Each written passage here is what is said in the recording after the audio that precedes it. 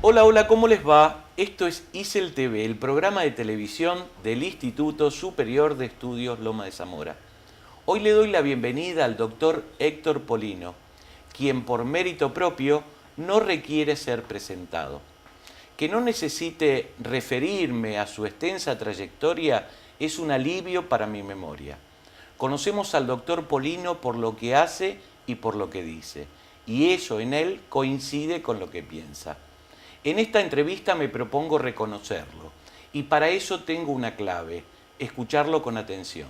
¿Cómo está, doctor? Gracias por su visita. Gracias por la invitación, muy bien, gracias. Si me permite, quisiera preguntarle desde el lugar de quien quiere entender ciertos aspectos de la economía argentina, en un tiempo particular como el que estamos viviendo.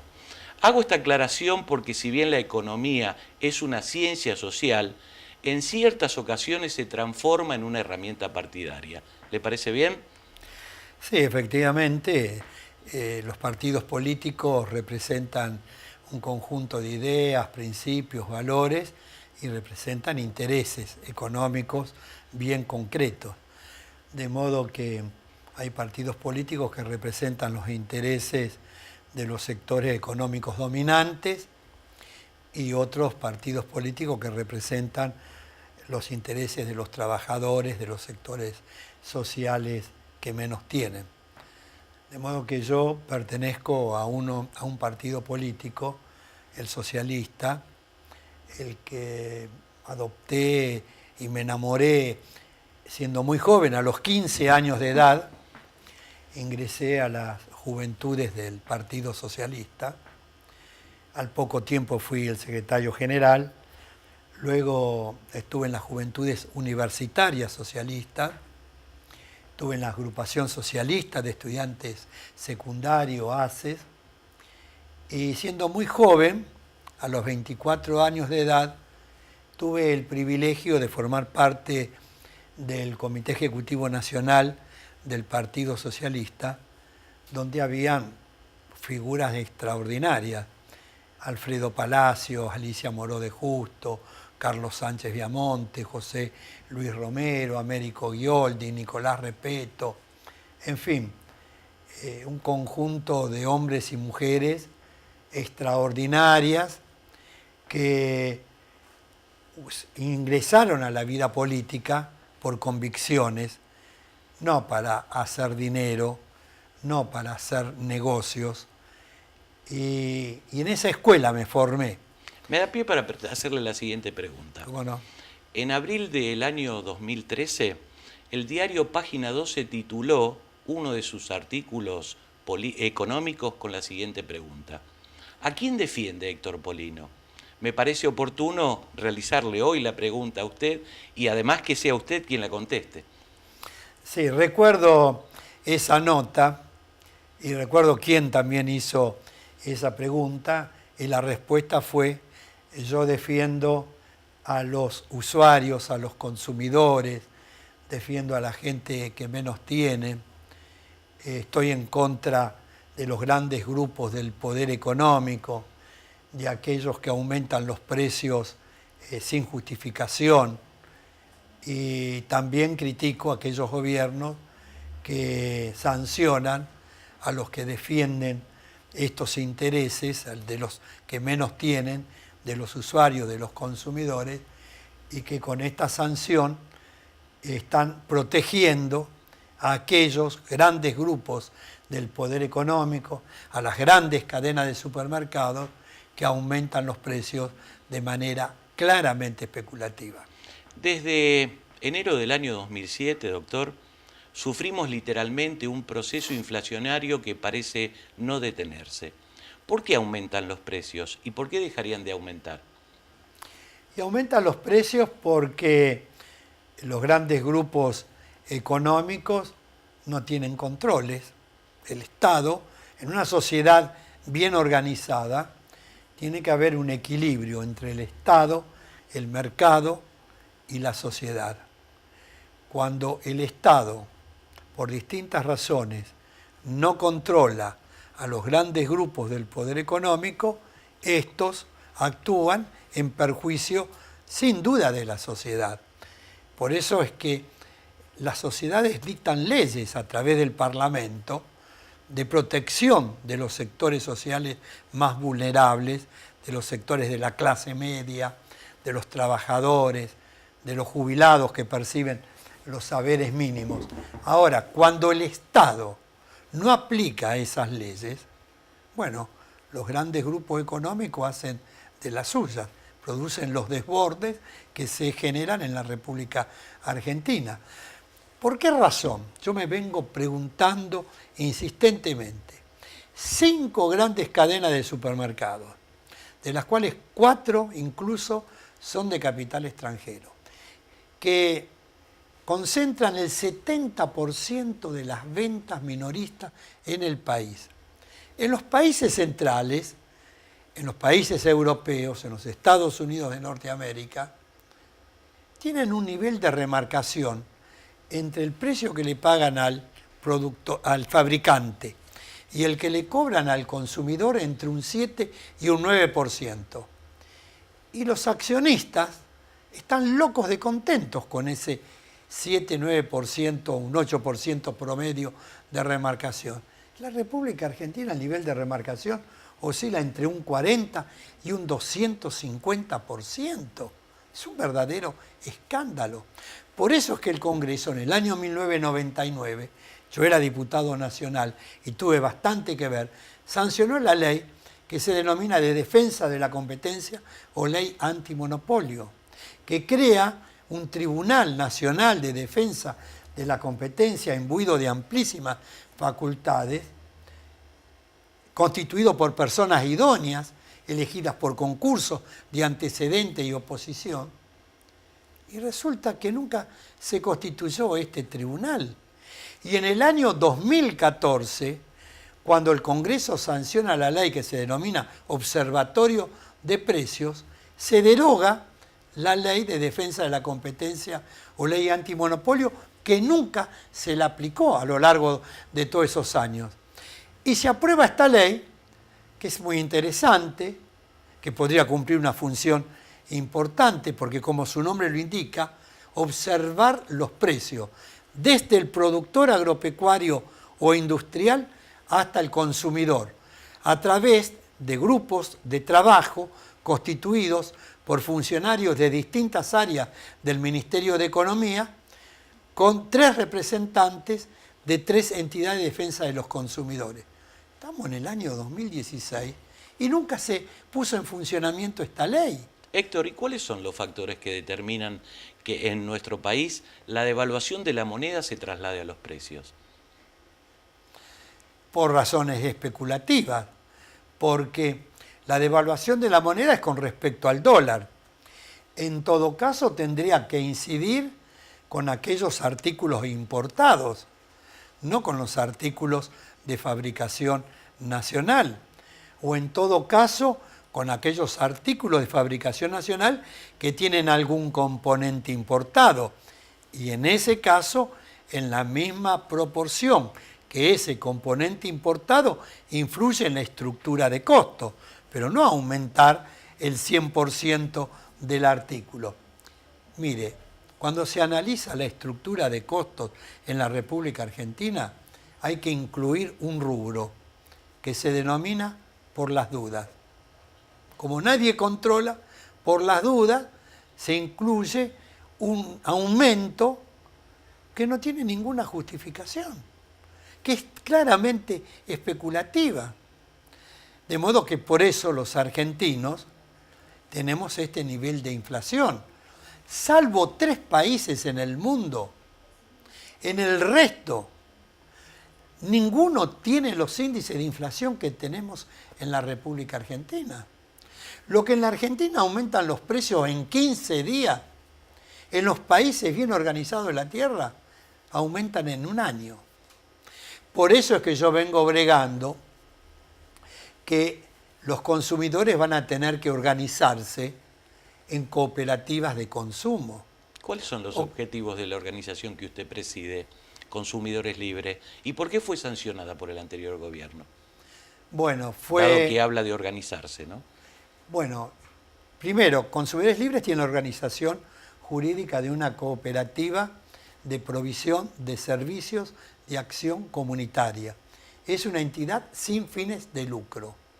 Los que colaboran no tienen fines de lucro.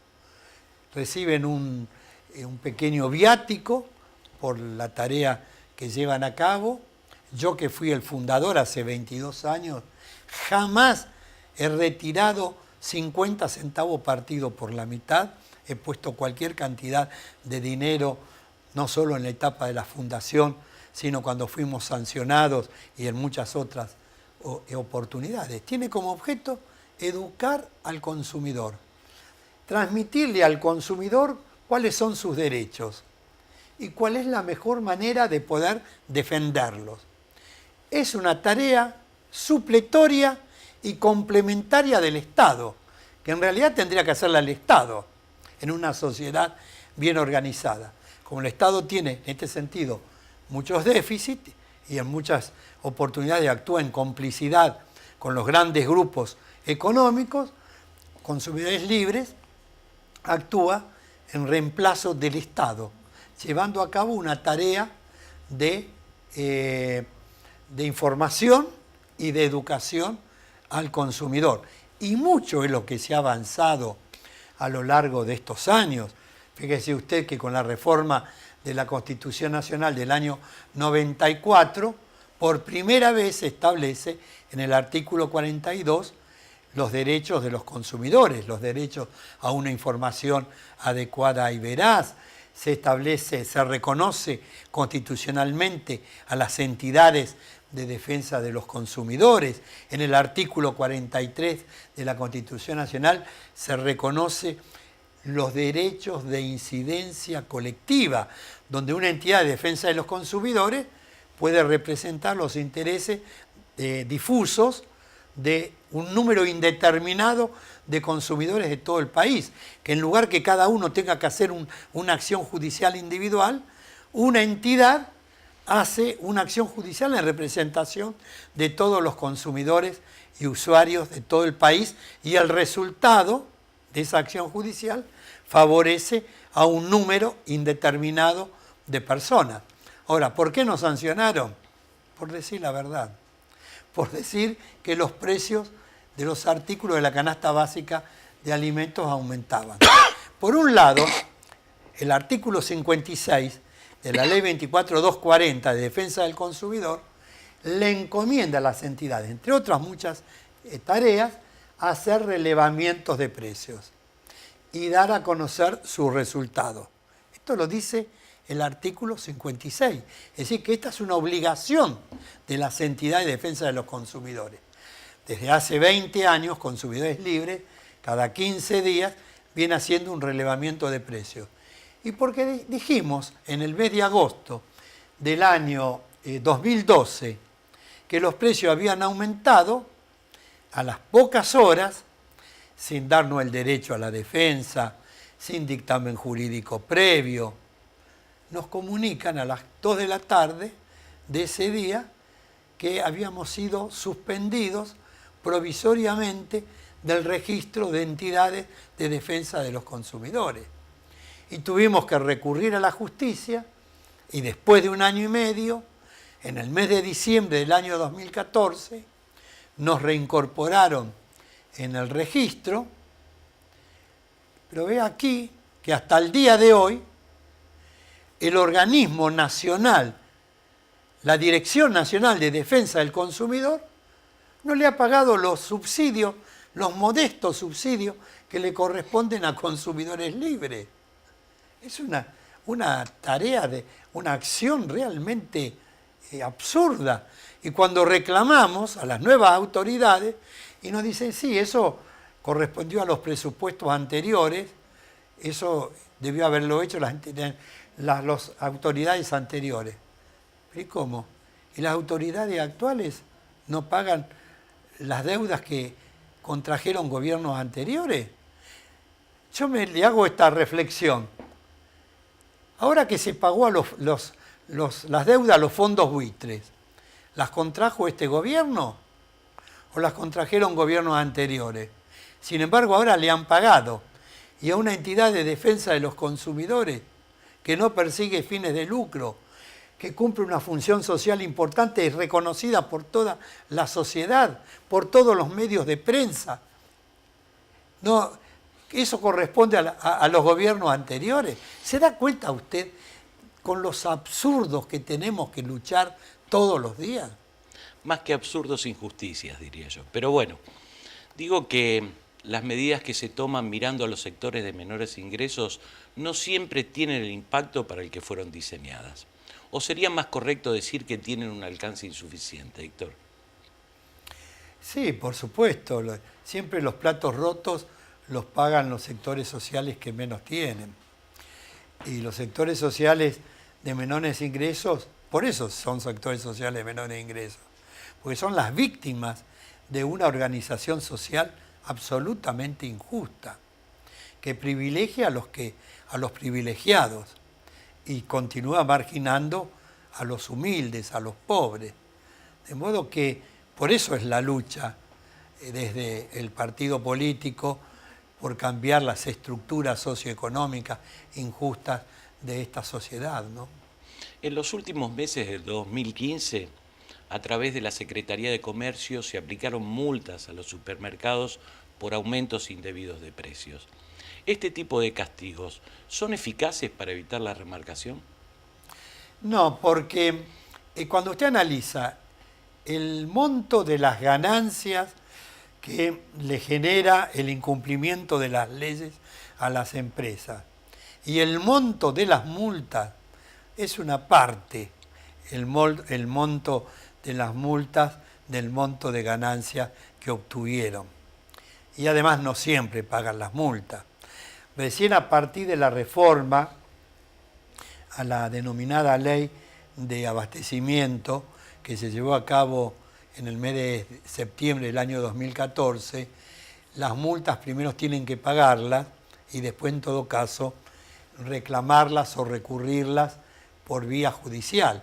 Pero hasta ese momento se aplicaban las multas, se iba a la justicia y pasaban años. Hay un hecho histórico, una multa que se le aplicó a YPF la pagó después de 10 años.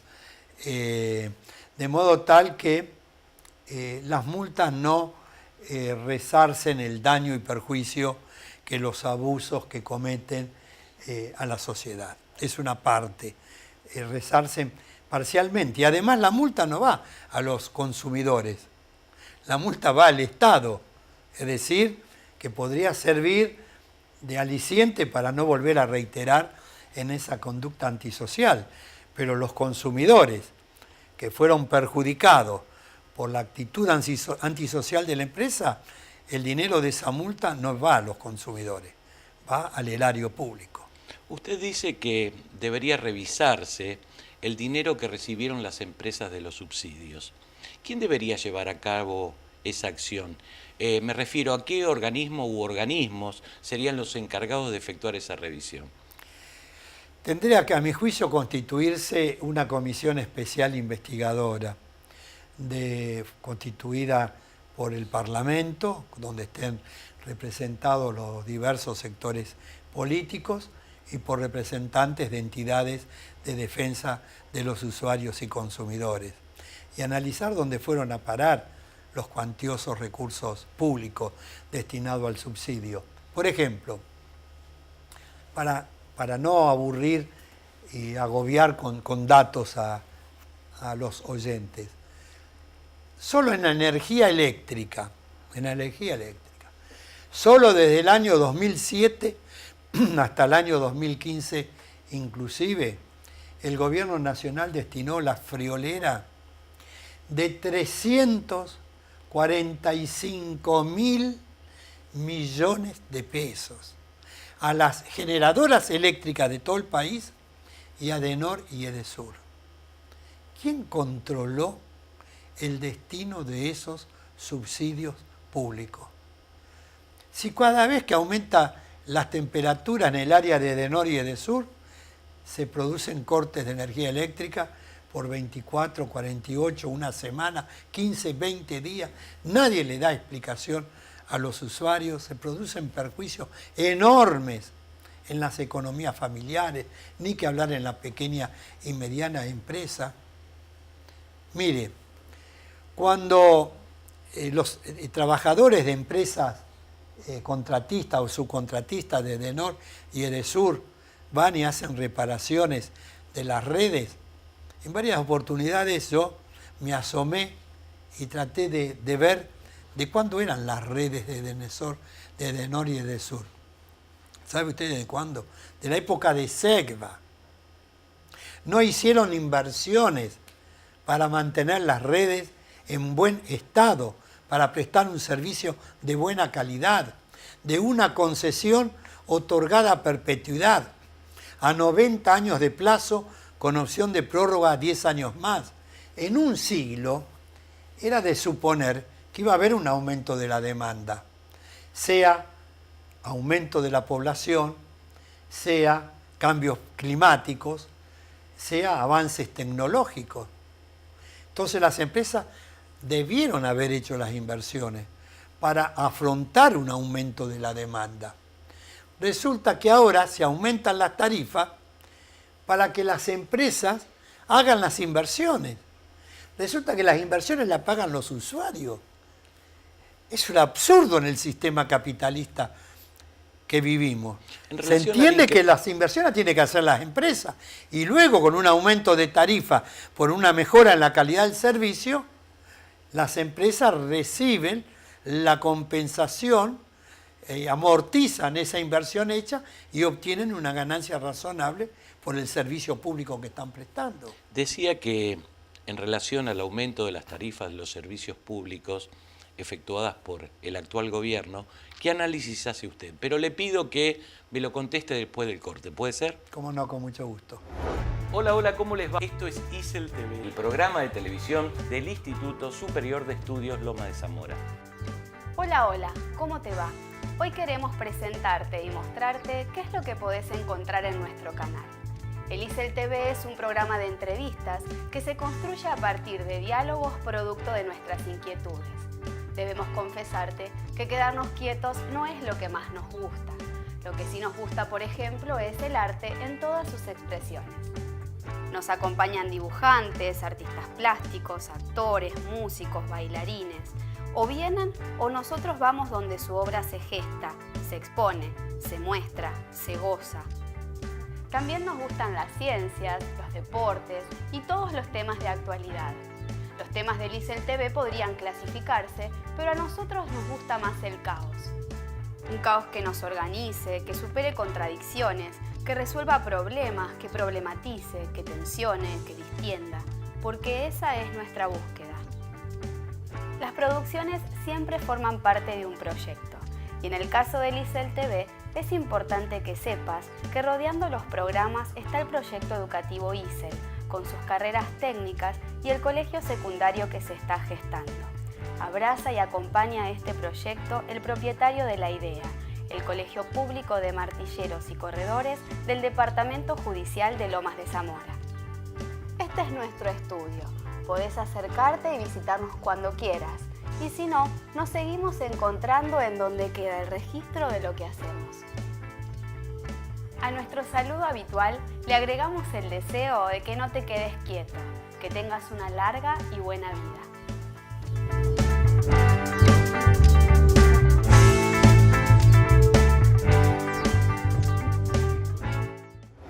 Antes del corte, Héctor le preguntaba en relación al aumento de las tarifas de los servicios públicos. Lo escucho.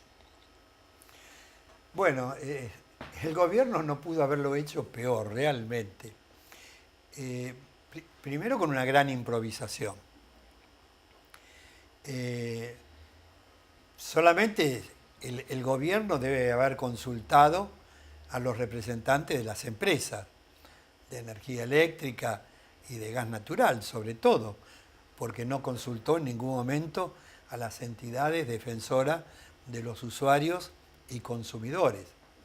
El grado de improvisación es mayúsculo, porque fíjese usted que se produjeron verdaderos tarifazos del 500, del 800, 1200, 2000%, frente al descontento popular, frente a las medidas cautelares y acciones judiciales que se llevaron a cabo, el gobierno da marcha atrás y establece luego un tope del 400% de aumento en el gas natural a los usuarios residenciales y del 500% también en el gas natural a los comercios, las pequeñas y medianas empresas, hoteles de lujo, hoteles de turismo, perdón, etc. Pero como si el 400 o el 500% fuera nada. La clase media, los trabajadores en relación de dependencia, los jubilados que perciben el haber mínimo, ¿cómo pueden pagar de un día para otro un aumento del 400%? Cuando los salarios han permanecido congelados, a las nuevas recomposiciones salariales recién ahora comienzan a tener vigencia. Hay recomposiciones salariales del 30, 35, 40%, pero que se pagan en 3 cuotas, y resulta que los aumentos ya han venido retroactivos al 1 de abril de este año. De modo que ahí se produce un desfasaje y un perjuicio enorme hacia, reitero, la clase media, la clase media, la clase media baja, los trabajadores en relación de dependencia, los jubilados. El gobierno está actuando con una insensibilidad absoluta. El ministro del Interior, Rogelio Frigerio, a decir aquellos usuarios que han recibido una factura superior al 400% que no las paguen. Pero sacaron la resolución correspondiente porque las empresas están facturando por encima de ese 400%. Y los usuarios van a las empresas y las empresas dicen que tienen que pagar y los usuarios están desconcertados y no saben qué hacer. Y nadie les aclara cómo es el tema. Además, cómo se calcula ese 400% de aumento. Si a usted le parece, yo le aclaro cómo hay que calcularlo, porque la mayoría de los usuarios no lo saben. Creen que tienen que pagar el 400% en relación a la facturación anterior, y no es así. Es, en realidad, con respecto a la facturación del mismo periodo del año anterior, pero en relación al mismo nivel de consumo que tuvo el año anterior. Sí, convengamos que es una ecuación muy compleja, ¿no? Para el usuario. Es compleja para el usuario. Yo, si quiere, se le explico rápidamente. Es, con respecto a la facturación del 1 de abril, a partir del 1 de abril del año anterior, abril-mayo del año anterior, en relación a la facturación abril-mayo de este año. Entonces, el usuario tiene que tomar el importe, el valor del metro cúbico que pagó con la factura del mes de abril y mayo del año pasado. Multiplica ese valor del metro cúbico por la cantidad de metros cúbicos que le vino en la facturación de abril-mayo de este año. Y lo multiplica por 5, porque es el 400% de aumento. A eso le agrega el valor del cargo fijo y a eso le tiene que agregar el valor de los impuestos, entre los cuales está el IVA, que es el 21%. Y eso le da un combo que es el valor de la factura que tiene que pagar hoy. Pero el gobierno no tomó en cuenta que en abril-mayo del año pasado las temperaturas fueron casi propias del periodo de verano. Y en abril-mayo de este año tuvimos las más bajas temperaturas de los últimos 60 años. Entonces esta resolución es ridícula, porque se quiere hacer comparar dos periodos climáticos totalmente diferentes. Por eso que le estoy reclamando al gobierno que modifiquen esta resolución, porque es absurda, conduce a valores que son impagables para miles y miles de argentinos. Me sonrío porque digo, además de diputado nacional, fue docente, lo explica muy bien. No fui nunca. Doctor, nunca fui docente. ¿El blanqueo de capitales es una medida adecuada para este momento económico en la Argentina? Mire, todo blanqueo de capital es una inmoralidad. Ahora, el blanqueo de capitales, ¿cuál es la finalidad? ¿Va a resolver este problema? Recaudar dinero. Que hoy tenemos los que argentinos. no tenemos. El gobierno pretende... Claramente digo, ¿no? Claro. Con esto no lo justifico, pero claramente tiene un afán recaudatorio. Hacer caja, diríamos. Claro, pero mire, todos los blanqueos de capitales que se llevaron a cabo, todos fracasaron. Se blanqueó una cantidad mínima en relación a las expectativas que tenían los funcionarios públicos y los gobiernos de turno. Mínima. No se blanqueó la cantidad esperada. ¿Y por qué no se blanqueó? Porque no hay confianza en el país. Porque además se blanquea esos capitales. ¿Y a dónde qué hacen? Lo vuelven a poner en el circuito financiero. Va al sector financiero. No va a la actividad productiva. Lo que la Argentina necesita es una política gubernamental que le brinde confianza a los argentinos para que saquen la plata que tienen en el colchón o en las cajas de seguridad, o para que los argentinos que llevaron el dinero al exterior lo traigan a la Argentina y lo pongan en la actividad productiva. Mientras los argentinos no hagamos eso, ¿vamos a esperar de los extranjeros que vengan, blanqueen capital y lo traigan a la Argentina y lo pongan en el circuito productivo? Y entonces le pregunto, ¿de qué manera se podría bajar el costo del capital para volcarlo o incluirlo en la actividad productiva? Sincerando la economía, imponiendo reglas de juegos claras que tengan perdurabilidad en el tiempo y que los gobernantes comiencen por dar el ejemplo.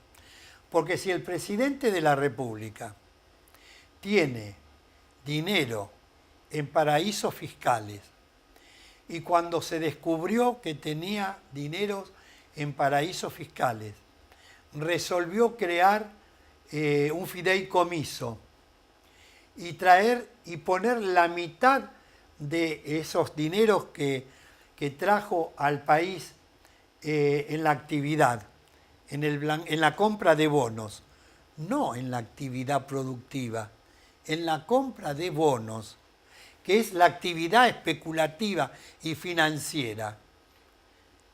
Si desde el presidente de la República no se da el ejemplo, le vamos a pedir luego al pequeño y mediano empresario que ponga su dinero en la actividad productiva. Cuando funcionarios importantes de este gobierno dicen que van a traer solo una parte del dinero que tienen en el exterior a la República Argentina y no lo traen a la actividad productiva, sino a la actividad financiera o especulativa. Estamos en un callejón sin salida. Esta situación se resuelve, ¿sabe cómo? Dando el ejemplo desde arriba. Desde el presidente de la República, los ministros, los secretarios de Estado, blanqueando la situación financiera de cada uno de ellos. Y eso puede constituir un aliciente para la economía en Argentina. Usted expuso en el 12º Congreso Internacional Inmobiliario.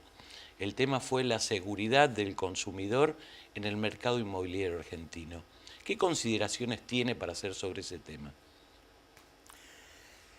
Que el mercado inmobiliario argentino tenga estabilidad, que el consumidor cuando va a comprar una propiedad se respeten los términos de la transacción comercial, que los inquilinos que alquilan las propiedades se ajusten la relación con los propietarios de acuerdo a las normas legales vigentes, que las inmobiliarias cobren las comisiones que corresponden de acuerdo a las leyes que están vigentes, que no se abusen con los inquilinos cobrando una mayor comisión que no es la que está establecida. Es decir, respetando las normas legales vigentes. Le hago una corrección. Los corredores inmobiliarios cobramos honorarios regulados por ley. Me toca de cerca, por eso lo aclaro. Pero le Está propongo... bien, los honorarios, claro, pero las inmobiliarias que cobran más de un mes de... Es indebido. Es Convengo indebido, con me usted. estoy refiriendo. Doctor, le propongo que dejemos de lado la coyuntura económica para hablar de los jóvenes, pero lo hacemos después del corte, ¿le parece bien? ¿Cómo no? Hola, hola, ¿cómo les va? Esto es ISEL TV, el programa de televisión del Instituto Superior de Estudios Loma de Zamora. Hola, hola, ¿cómo te va? Hoy queremos presentarte y mostrarte qué es lo que podés encontrar en nuestro canal. El ISEL TV es un programa de entrevistas que se construye a partir de diálogos producto de nuestras inquietudes. Debemos confesarte que quedarnos quietos no es lo que más nos gusta. Lo que sí nos gusta, por ejemplo, es el arte en todas sus expresiones. Nos acompañan dibujantes, artistas plásticos, actores, músicos, bailarines. O vienen o nosotros vamos donde su obra se gesta, se expone, se muestra, se goza. También nos gustan las ciencias, los deportes y todos los temas de actualidad. Los temas del ISEL TV podrían clasificarse, pero a nosotros nos gusta más el caos. Un caos que nos organice, que supere contradicciones, que resuelva problemas, que problematice, que tensione, que distienda, porque esa es nuestra búsqueda. Las producciones siempre forman parte de un proyecto, y en el caso del ISEL TV es importante que sepas que rodeando los programas está el proyecto educativo ISEL, con sus carreras técnicas y el colegio secundario que se está gestando. Abraza y acompaña a este proyecto el propietario de la idea, el Colegio Público de Martilleros y Corredores del Departamento Judicial de Lomas de Zamora. Este es nuestro estudio. Podés acercarte y visitarnos cuando quieras. Y si no, nos seguimos encontrando en donde queda el registro de lo que hacemos. A nuestro saludo habitual le agregamos el deseo de que no te quedes quieto, que tengas una larga y buena vida.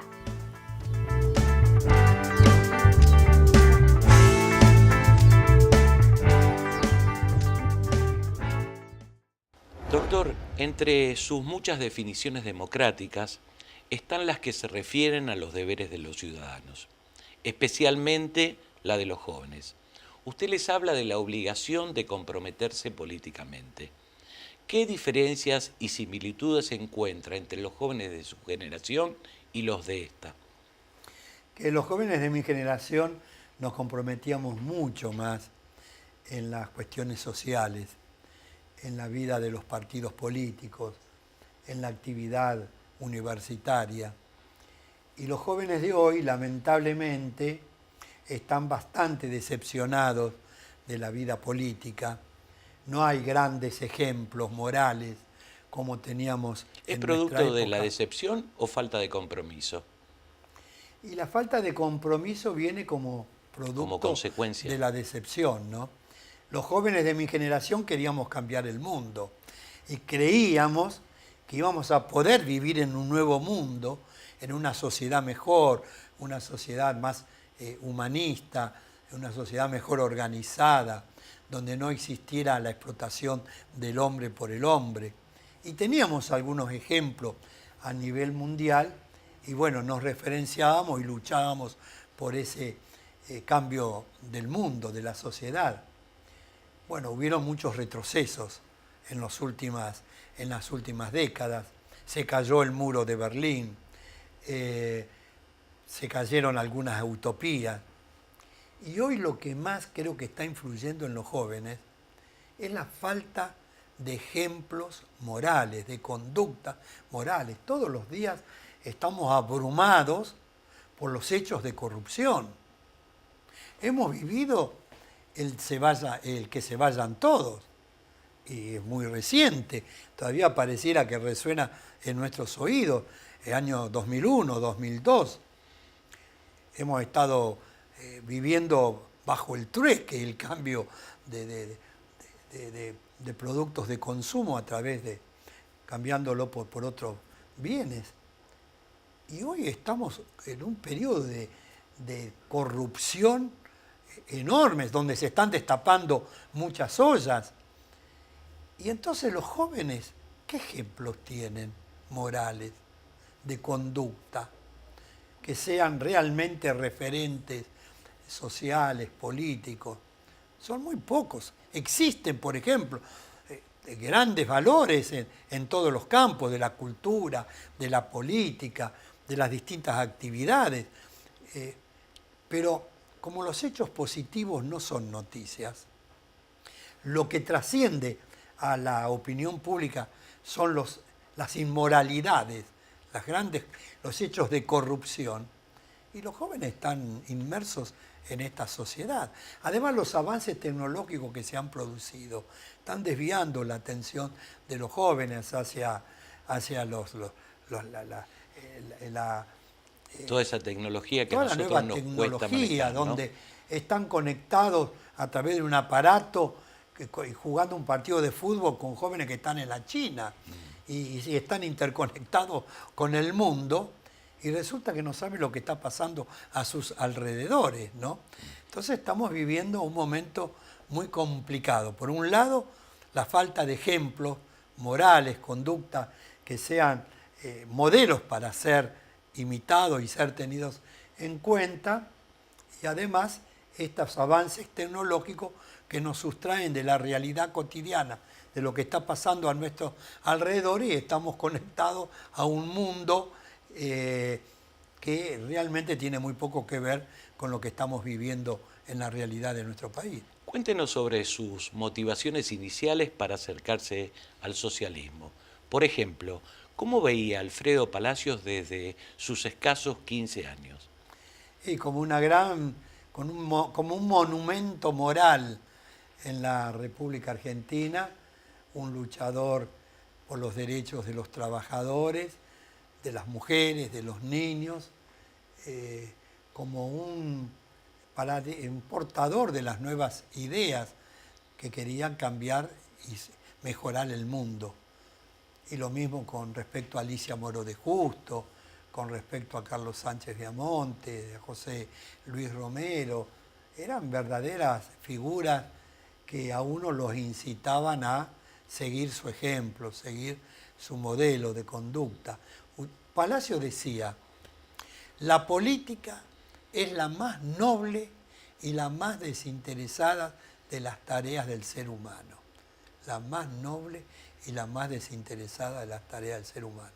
Cuando uno hoy lo ve a Lázaro López, Lázaro Báez, y a López, sí. A López, con bolsas de millones de dólares, es un escándalo, realmente. Pero yo les digo a los jóvenes que deben sobreponerse a esta lamentable realidad, que existen también ejemplos morales en la vida de nuestro país, la vida política, en la vida social, en la vida cultural. Hay muchas mujeres y hombres que han entregado y siguen entregando sus vidas a sus ideales, a sus convicciones, de modo que deben comprometerse con la vida política y social del país para poder cambiar el mundo, porque otra sociedad es posible. Estos políticos a los que referimos, ¿cree usted que tuvieron el debido reconocimiento en la sociedad argentina? ¿Indebido reconocimiento? Sí. Y creo que sí. Fíjese usted, hace pocos días se conmemoró un nuevo aniversario del derrocamiento de un gran argentino, que fue Arturo Illia, un presidente humilde, modesto, que no lucró desde la función pública, que llevó a cabo una tarea muy importante, anuló los contratos petroleros suscritos con empresas extranjeras, intentó aprobar una ley de medicamentos progresistas, se negó a enviar tropas a Santo Domingo, invadida por el gran coloso del norte. Fue un ejemplo de conducta moral. Y no pertenece a mi partido, pero yo reconozco que fue y es un gran valor moral digno de ser tenido en cuenta.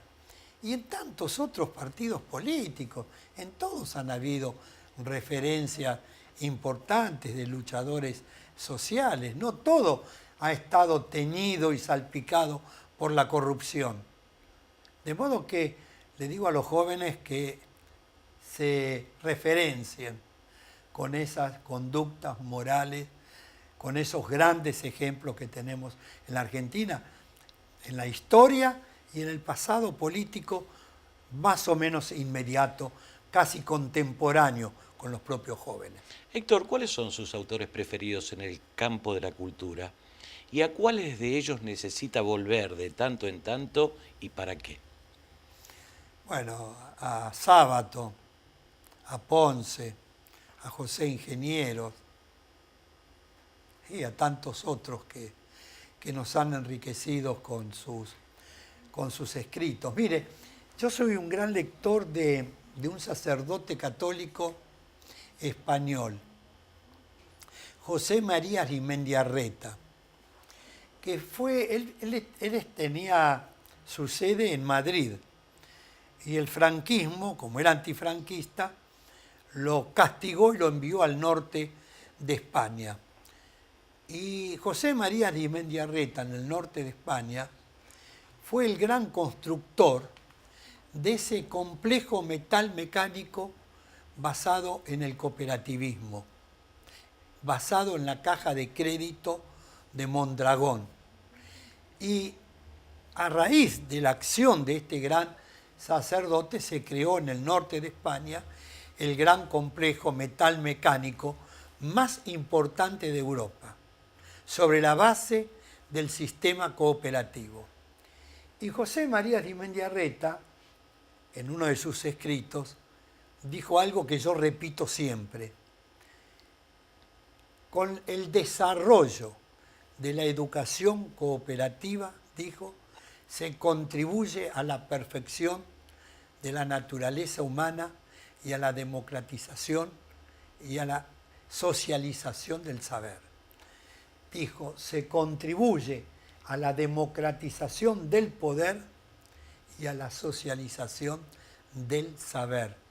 Por eso es que yo he sido, cuando fui secretario de Estado de Acción Cooperativa de la Nación como extrapartidario en el gobierno del doctor Raúl Alfonsín, fui el primer secretario de Estado de Acción Cooperativa que tuvo la Argentina, le brindé un apoyo enorme al cooperativismo, sobre todo al cooperativismo y al mutualismo escolar.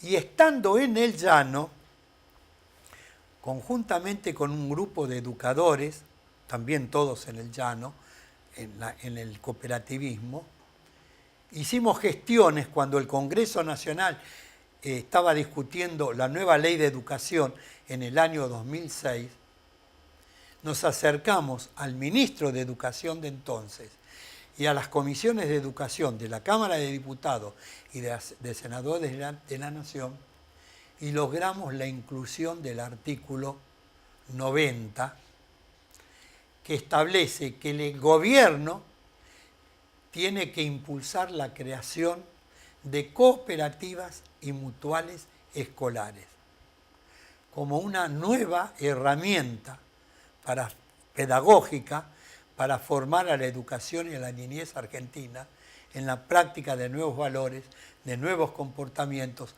auténticamente humanistas, auténticamente solidarios, auténticamente transformadores.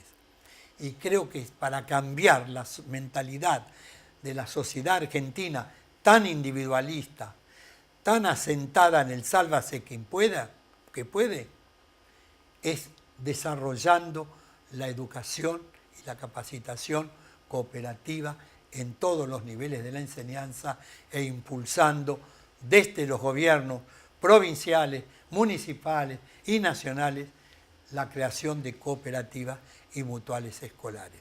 Creo que a través de este instrumento y de esta herramienta vamos a sentar las bases de una Argentina diferente, de una sociedad mejor. Resta para cerrar que me agregue cuáles son los principios del mutualismo y el cooperativismo. Los principios auténticamente democráticos, que un miembro vale un voto. En la sociedad capitalista se vota en función de la cantidad de aportes de capital que se hace. El que más aporte de capital realiza, más incide en las asambleas. En las cooperativas y en las mutuales, independientemente de los aportes de capital que se hacen, cada uno vale un voto. Todos valen exactamente igual. El principio de la educación y la capacitación cooperativa son los principios democráticos por excelencia, de modo tal que si aplicamos en la vida cotidiana de nuestros países, de nuestros pueblos, los principios democráticos del cooperativismo y del mutualismo, sin duda vamos a tener al poco tiempo una sociedad más solidaria, más participativa, más comprometida, una sociedad mejor, una sociedad donde la acción solidaria de cada uno repercuta en la acción solidaria de todos los demás. Uno de los principios cooperativos por excelencia es la participación en las asambleas de las entidades, que trasladado al plano político nacional es la participación de los ciudadanos en la vida política, que no se limite a poner un voto cada 2 años cuando nos convocan para las elecciones, que votemos todos los días, que participemos todos los días, que con nuestra participación podamos corregir los rumbos equivocados que llevan a cabo los gobiernos de turno, independientemente del color político que tenga el gobierno en un determinado momento. Con nuestro compromiso, con nuestra acción, con nuestro control cotidiano de las acciones de gobierno, vamos a contribuir a mejorar el rumbo. Usted se pone cómodo, pero lamentablemente nos tenemos que ir. Le doy las gracias. No, muchas gracias por la invitación. A vos también, gracias por acompañarme. Te espero la próxima semana. Te deseo tiempo y larga vida.